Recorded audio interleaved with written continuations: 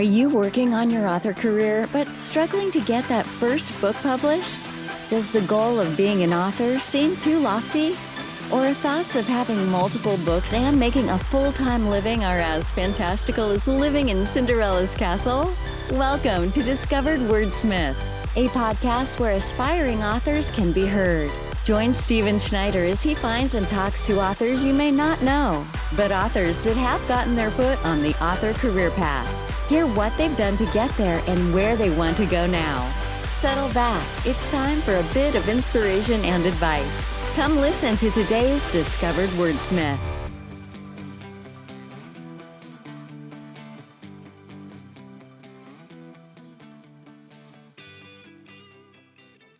Let's talk some author stuff now, some writing, publishing. Before we get on to our discussion topic, what are some things you've learned through writing several books over a decade and getting them out and published that you're doing different now than when you did at the beginning? At the beginning, I really didn't have a process whereby I could.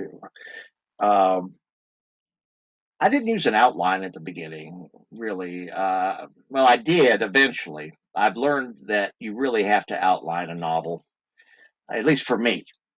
Some people don't. Some people just write what comes to mind. But I have to have some idea of the direction of the plot. And I would say over time, my outlines have become a little bit more detailed. One thing I have done in writing that I didn't do before is I would write out scenes like a screenplay on cards. All right. And you can write a screenplay that way, but you can also write a novel that way. In fact, Obedience started as a screenplay, and then I turned it into a novel. So that's one thing you can do. It was a hard task to turn it into a novel because you got to add in all your details. And some people think it's easier to turn a novel into a screenplay, but I found it easier to go the other direction. And it's going to vary from writer to writer. You have to find what works for you. I focus a lot on a lot more on looking at the plot and characterization in general rather than just doing the line edits that I used to focus on so much. You know, is this working? Is this not working? And I do listen to people's advice. But one thing I would say to people in workshops, listen to the people's advice you think is best and ignore the others. People oftentimes, Yes. Oh God, I got to do this, then I got to do this. Oh, this person says this, this person says that. They're going to say contradictory things. All right. Right. Ultimately, it is your novel, it is your work or your story, and you have to decide for yourself what's going to work and what's not going to work. Listen, yes. Take it seriously. If several people say the same thing, make use of it. But I'm not so, I don't pay as much attention to it, so it worries me all the time like I used to. Right. I agree. And I think people need to understand that the guy that writes nonfiction about military hardware is going to have different path and different advice than someone that writes cop thrillers, and that's going to be different than the lady who writes romance. And Right. So you need to think and evaluate. And I had this at a writers group where there was a couple guys that write suspense thrillers, and this one guy was reading the opening couple chapters of his book, and it was a horror story. And it wasn't till like clear into the third chapter or something that you realized the main focus character is a ghost. And you don't realize that at first, but you know something's wrong and something's strange, and it's a buildup. And they were like telling him, oh no, you can't do that. You need to put it like first chapter. We need this conflict. We need to know. And I'm like, no, not for a horror book. A horror book has to build. If it's a suspense, okay, here's the dead body, let's go. But for a horror, it has to have that build to it to get that feel. It's a totally different thing. So yeah, you got to sometimes think of the advice and how it applies to you in your writing. And that's true. And I recently received some good advice on revising a screenplay, and they told me you need to let it build more. you introduce too many things too early for a horror screenplay. So I'm going to have to work on that. So that's always good advice. Yeah, definitely. So when you're writing, what software and services do you use? I use uh, I use Microsoft Word, just basic Word. I've tried some of the other stuff in Scrivener, and I find it easier just to work with Word. Uh, if only WordPerfect were still around, that was the best. But uh, You liked all the tags? I like to get the all the details out when I want to delete something that I did wrongly. You can see all the codes with them. It's a lot harder with Word. Right. Um, but I don't really see that you need anything more than that. I have some fancy writing software. I've hardly looked at it.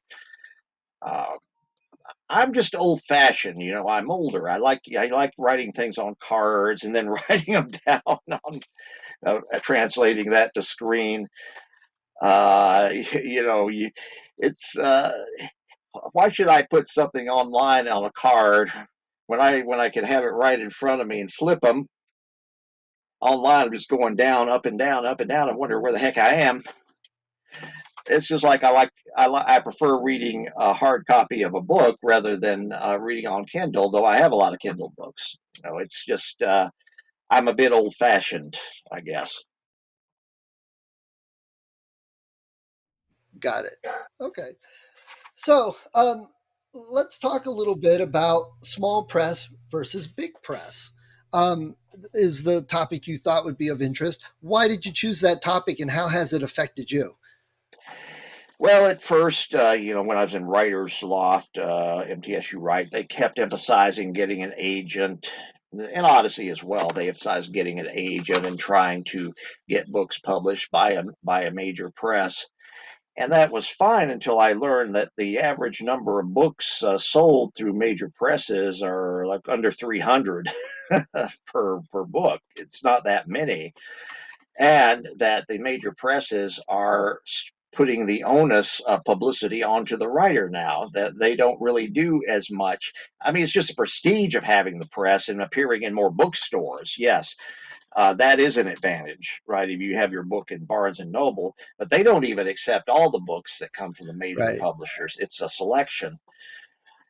So in the end, I decided when I saw a writers' law session and they had some representatives of small presses.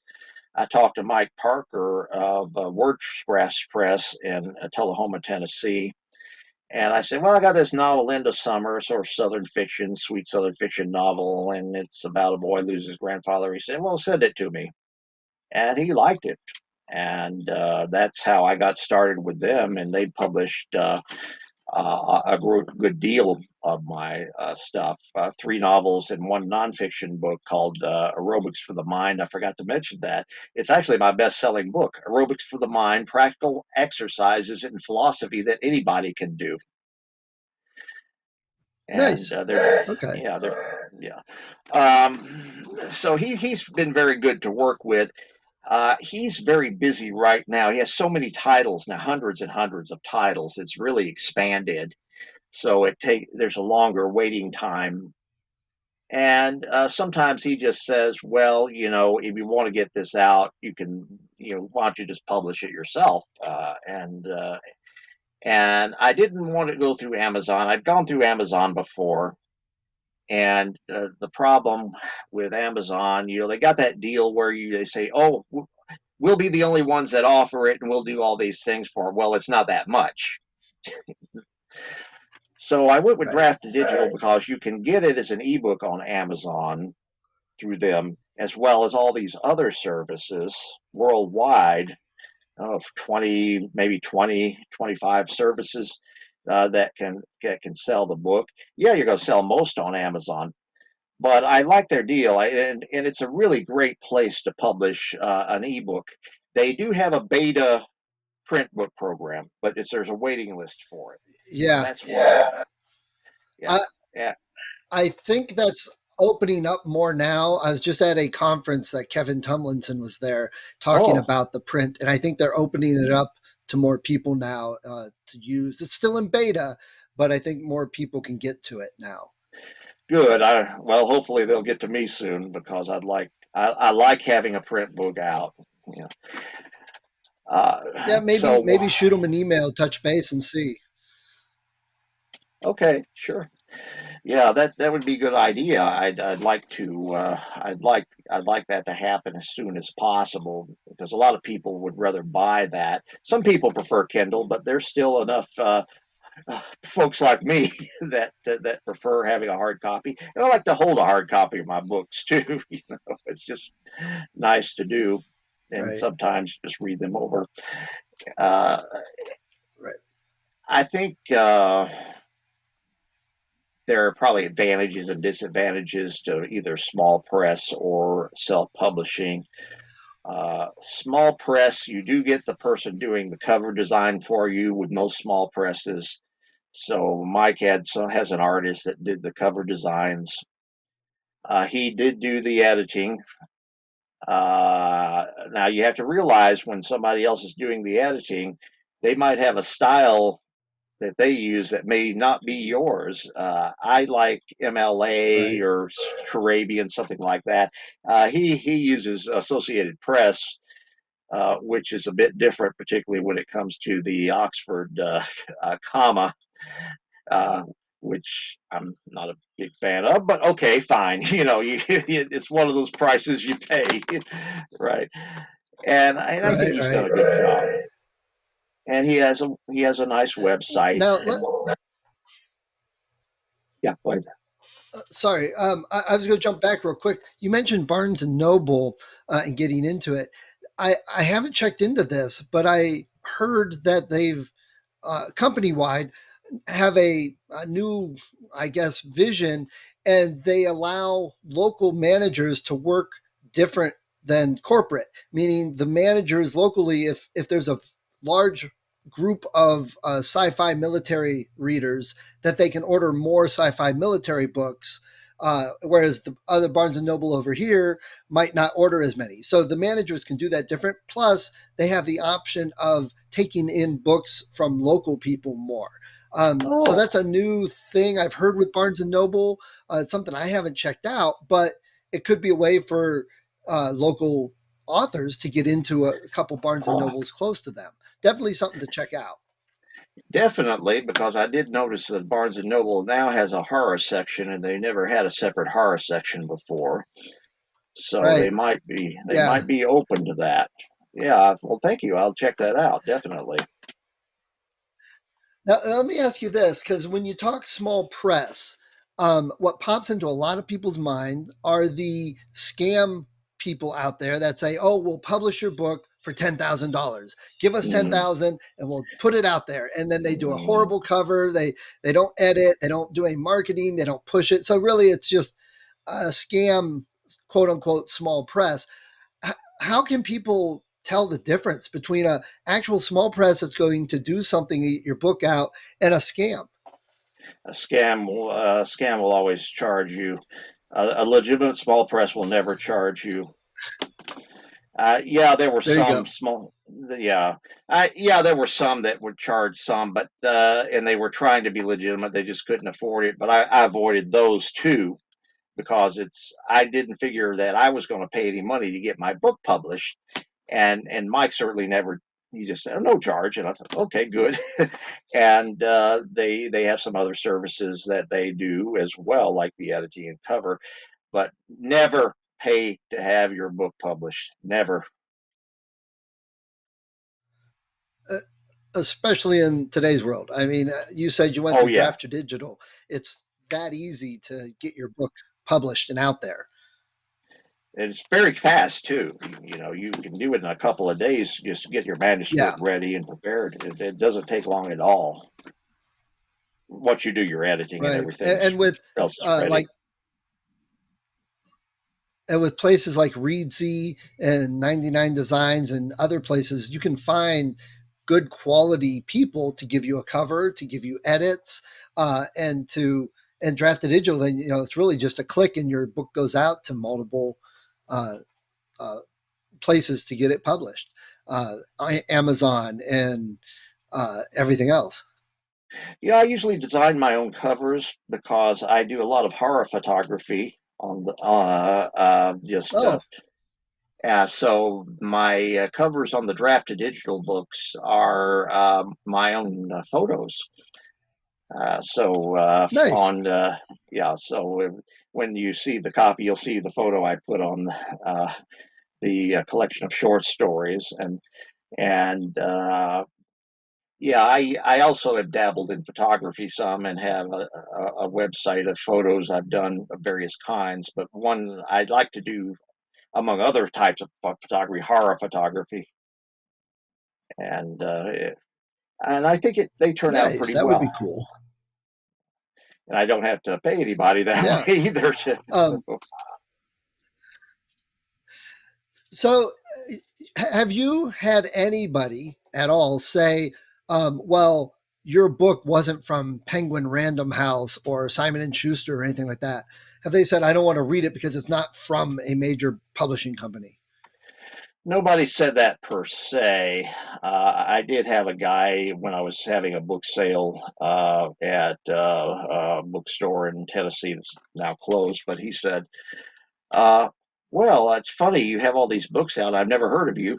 Uh, More, along those lines, but I've never had anybody say, well, this is just self-published, so I'm not going to really buy it because of that. I'm sure there are people who feel that Right. way, and there is a lot of crap out there that's self-published, which is something that annoys me because then they compete against me. And let's just say sometimes people will buy crap. Sometimes, as we know, um, I think I'm a decent literary style writer, and I do think, if I didn't believe I wrote well, I wouldn't put it out there. But there are a lot of people that just are ignorant, don't care, and, well, I'm going to put out this out. I just spent a day on it. So the guy that said that to you, he knows every author in Barnes and Noble. He's seen them all, read them all. I guess so, or this particular store he was at, he apparently did. He was just being a jerk. I actually sold quite a few books at Yeah. those book sales there. I always did well. Good. Yeah. Hey, I was going to ask, have any of your students read your books and given you feedback or given you a hard time? Some of my students have. Generally, they like the books. They have not said Nice. Okay. anything negative about it. Yeah, and when I Great. left one out because I think I'd signed it and I put the wrong name or something, so I just pulled that sheet out and I just put it out on the free shelf at school. Somebody snatched it up right away, so I know some students have read it, Nice. but they seem to like it. All right. Well, Michael, this has been great chatting with you this morning. Before we go, what last minute advice do you have for new authors? Don't give up. Keep on learning, keep on working, and keep on writing because you will get better if you keep on and take it seriously. And eventually you will be published one way or the other. Just be sure it's good when you publish it. But don't give up because it's better. It's a survivor's field. Those who persevere make it. Okay. Right. Okay, great. Well, Michael, it's been really fun talking to you today. I appreciate you taking the time out of your schedule and getting on here with us. Thank you. I appreciate the opportunity. And you do win the award for best dressed on my podcast. So. Oh, great. I'll take my trophy. There you go at the award ceremony next year. That's right.